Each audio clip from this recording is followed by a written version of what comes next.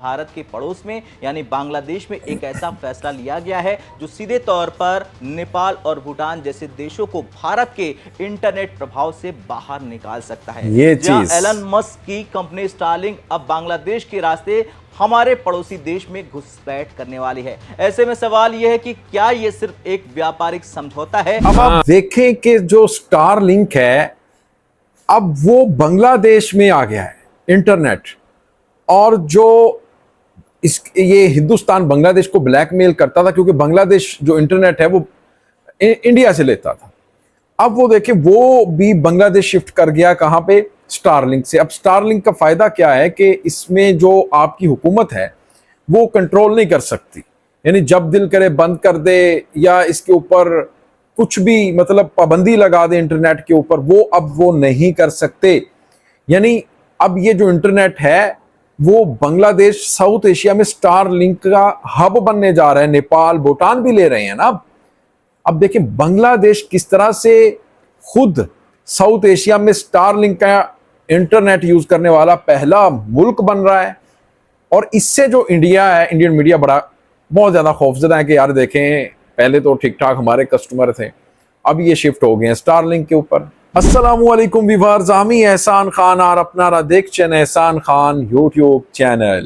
আশা করি আপনারা সবাই ভালো আছেন। অনেক বড় খবর, অনেক বড় ব্রেকিং নিউজ आपको बताएं कि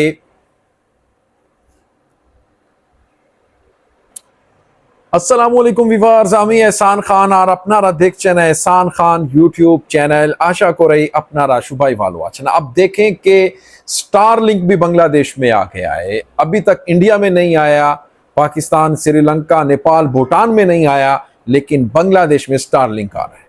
और इससे क्या फायदा होगा? बांग्लादेश की जो टेक इंडस्ट्री है और बांग्लादेश के जो फ्रीलांसर हैं, बांग्लादेश के जो स्टूडेंट्स हैं, वो किस तरह से इससे बहुत ज्यादा फायदा उठा सकेंगे। आप सोच नहीं सकते इतना ज्यादा फायदा उठा सकते हैं यानी स्टारलिंक से।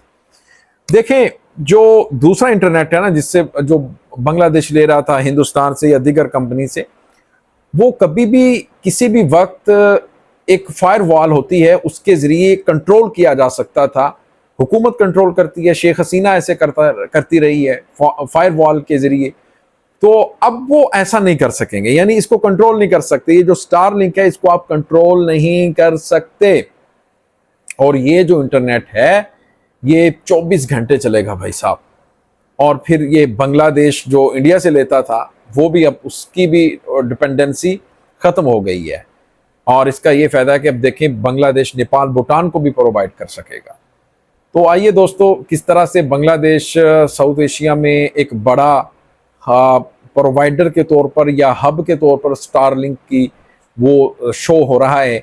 बहुत इंपॉर्टेंट वीडियो है, इंडियन मीडिया भी इसके ऊपर बांग्लादेश की अप्रिसिएशन कर रहा है। आइए वीडियो देखेंगे, फिर हम इसके ऊपर बात करेंगे। जुड़े रहिएगा आखिर तक, इस वीडियो को जरूर देखिएगा। 3, 2, 1 एंड क्यू। कहते हैं कि समंदर की लहरों को तो दीवारें रोक सकती हैं, लेकिन आसमान से बरसने वाले डिजिटल संकेतों को रोकना किसी भी सरहद की बस की बात नहीं है। नमस्कार, जय हिंद, मैं हूं आयुष और आज भारत तक पर हम एक ऐसी खबर का विश्लेषण करने जा रहे हैं जो भारत की सुरक्षा और उसकी डिजिटल संप्रभुता के आने वाले समय में सबसे बड़ी चुनौती बन सकती है। जी हां, भारत के पड़ोस में यानी बांग्लादेश में एक ऐसा फैसला लिया गया है जो सीधे तौर पर नेपाल और भूटान जैसे देशों को भारत के इंटरनेट प्रभाव से बाहर निकाल सकता है। जी हां, एलन मस्क की कंपनी स्टारलिंक अब बांग्लादेश के रास्ते हमारे पड़ोसी देश में घुसपैठ करने वाली है। ऐसे में सवाल यह है कि क्या यह सिर्फ एक व्यापारिक समझौता है या फिर भारत को पूर्व की ओर से एक डिजिटल चक्रव्यूह में घेरने की तैयारी है। आज के इस स्पेशल वीडियो में हम इस स्टारलिंक गैम्बल की एक एक परत खोलेंगे। दरअसल हाल ही में बांग्लादेशी अखबारों और वहां की टेलीकॉम रेगुलेटर की ओर से एक बड़ी खबर सामने आई कि बांग्लादेशी सरकार ने स्टारलिंक को एक विशेष अनुमति दे दी है। यह अनुमति केवल बांग्लादेश के भीतर इंटरनेट देने की नहीं है, बल्कि अनफिल्टर्ड इंटरनेट बैंडविड्थ को पड़ोसी देशों को एक्सपोर्ट करने के लिए भी है। बांग्लादेश का इरादा बिल्कुल साफ है कि वो खुद को दक्षिण एशिया का डिजिटल हब बनाना चाहता है। और यही वजह है कि अब तक नेपाल और भूटान जैसे लैंडलॉक्ड देश जिनकी कोई समुद्री सीमा नहीं है, वो अपनी हाई स्पीड इंटरनेट की जरूरतों के लिए पूरी तरह भारत पर ही निर्भर थे।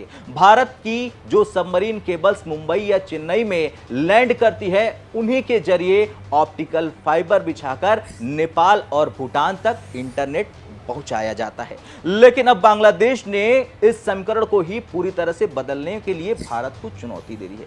लेकिन आप ये सोच रहे होंगे कि सैटेलाइट इंटरनेट को बांग्लादेश के इंफ्रास्ट्रक्चर की जरूरत क्या है। देखिए, इसे गहराई से समझिए। स्टारलिंक कोई जादू नहीं है, इसके पीछे एक ठोस इंजीनियरिंग है। सबसे महत्वपूर्ण पॉइंट है सैटेलाइट बीम। अंतरिक्ष में हजारों छोटे सैटेलाइट्स पृथ्वी का चक्कर लगा रहे हैं। वे नीचे मौजूद डिस्क या एंटीना को सिग्नल भेजते हैं। दिक्कत कहां आती है? सैटेलाइट से सिग्नल मिलने के बाद उस डेटा को पूरी दुनिया के इंटरनेट जैसे कि फेसबुक, गूगल या यूट्यूब के सर्वर तक पहुंचाने के लिए जमीन पर एक गेटवे या ग्राउंड स्टेशन चाहिए होता है। दूसरा महत्वपूर्ण पॉइंट है भारत का स्टैंड। भारत ने सुरक्षा चिंताओं के कारण स्टारलिंक को अब तक भारत में ग्राउंड स्टेशन बनाने की मंजूरी नहीं दी है।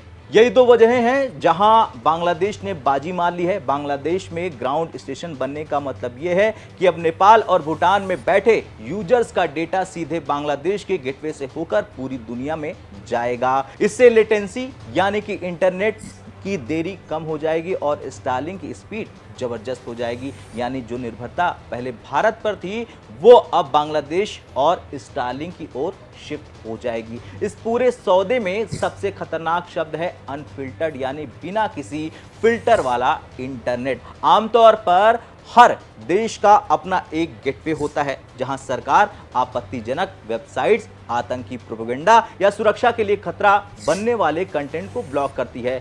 बांग्लादेश अपने घरेलू ग्राहकों को जो इंटरनेट देगा उसे तो वो फिल्टर करेगा, लेकिन नेपाल और भूटान को जो एक्सपोर्ट किया जाएगा उस पर बांग्लादेश का कोई नियंत्रण नहीं होगा।